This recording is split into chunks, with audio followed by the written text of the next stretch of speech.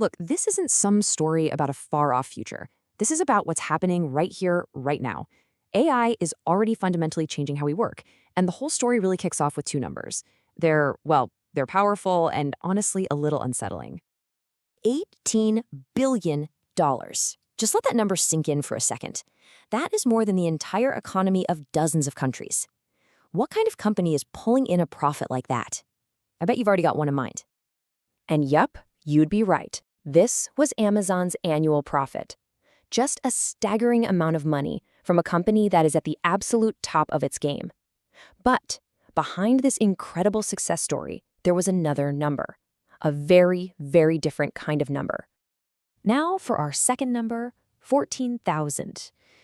Next to 18 billion, it looks like practically nothing. But this number, it represents something way more personal than profit. That's how many corporate white-collar employees this same wildly profitable company announced it was letting go. So this wasn't a sign that the company was in trouble. This was a strategic choice. And it's that strategy that really gets to the heart of what we're talking about today. So that's the big question, isn't it? Why on earth would a company making billions in pure profit lay off thousands of its skilled workers? Well, the answer is right there at the intersection of technology, efficiency, and the cold, hard logic of money. So the official reasons they gave were things like investing in AI and cutting bureaucracy. But the reality is pretty stark. A lot of the tasks these people were doing, writing emails, creating reports, managing data, can now be done by AI models like Chat GPT. And for a big company, this isn't personal. It's just efficient. As one source put it, capital has no emotional attachments. It's just going to find the fastest, cheapest path to the biggest profit. And right now, that path is being paved by AI. And what's really fascinating is how this whole thing splits people into two completely opposite camps. On one side, you have the optimists. They say, hey, this is great. AI will free us up from all the boring stuff so we can do more meaningful, creative work.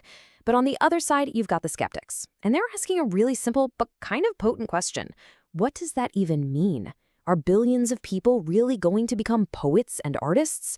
With layoffs already happening, this isn't just some philosophical debate anymore. This whole transformation, it's not just happening in some corporate high-rise. It's moving from the abstract world of data and code into the most personal space any of us have, our own homes. So what can you get for $20,000? A pretty decent car, maybe a down payment on a house, or, as you're about to see, you could get something else entirely. A humanoid robot for your home. This is Neo. And this isn't some prototype in a lab. It's a consumer product you're going to be able to buy. It promises to do all your chores, clean up the house, and it learns from you in a very peculiar way. Okay, so how does Neil learn how you like your laundry folded? Or how your dishwasher gets loaded? It's not magic. It's kind of wild. A real human, somewhere else on the planet, logs into your robot. They literally see through its eyes, control its arms and hands, and they do the task. And all the while, the robot's AI is watching, learning, and figuring out how to imitate that human. It's a clever way to get data, for sure, but it also brings up a pretty, unsettling question.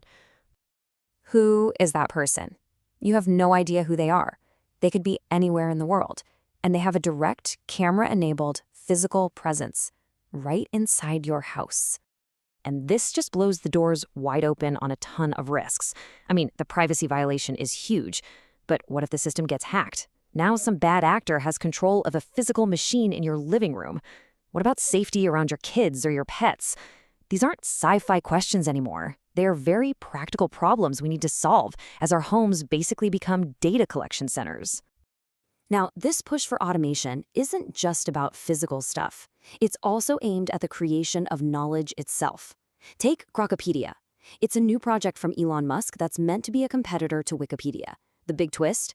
Every single article is written by his AI, Grok. On paper, the goal sounds fantastic. Create a source of information that's totally free from human bias and propaganda, a purely objective, factual encyclopedia. I mean, who wouldn't want that? But is that even possible? Well, here's the problem. An AI is only as good and as unbiased as the data it's trained on. And studies have already shown that Grok tends to give extra weight to things Elon Musk himself has said on a topic. That's a huge authority bias. Plus, we're risking this dangerous feedback loop where new AIs get trained on the flawed AI-generated stuff from older AIs.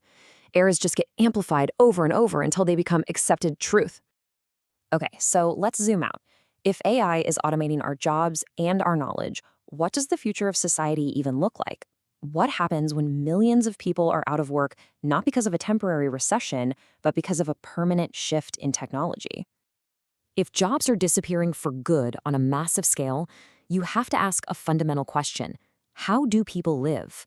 And this brings us to one of the most talked about and controversial ideas out there, universal basic income, or UBI. The basic idea is that the government would provide every citizen with a regular, livable wage to cover their basic needs. And this idea leads perfectly into this now infamous quote from a World Economic Forum article back in 2016. It perfectly described a possible future where, thanks to a basic income, you don't really own anything anymore. Not a car, not appliances, nothing. You just rent everything as a service. It's a world of incredible convenience, yeah, but it's also a world where you are completely dependent on the handful of companies providing those services. I know. All of this can feel really overwhelming, like this giant, unstoppable wave is coming.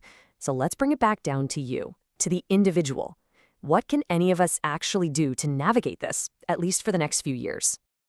Well, for the next 10, maybe 15 years, the jobs that are considered the most resilient are the ones that need complex physical skills and that little spark of human intuition. Think about a mechanic who diagnoses an engine problem just because it doesn't sound right, or a barber who can take a vague description and give you the perfect haircut. Those jobs rely on a blend of hands-on experience and gut feeling that's just really, really hard to automate for now.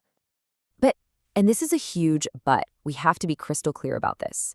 This is a temporary shelter, it is not a permanent fortress. The same way AI is getting shockingly good at thinking, robotics will eventually get good enough to do these physical tasks too.